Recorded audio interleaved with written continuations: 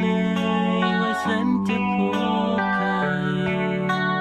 ถึงยังไงไม่มีใครเข้าใจให้กันอยากบอกเหลือเกินว่าฉันรู้สึกดีที่เธอเข้ามาผูกพันแม้จะรักเธอที่ฉันก็ไว้วันจะรักกันยังไงเธอน่ะเป็นคนกลางวัน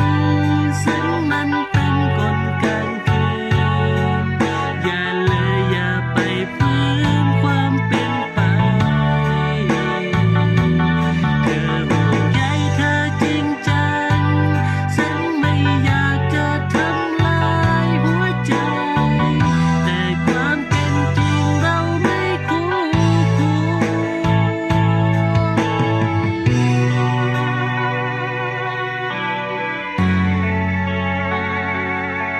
ร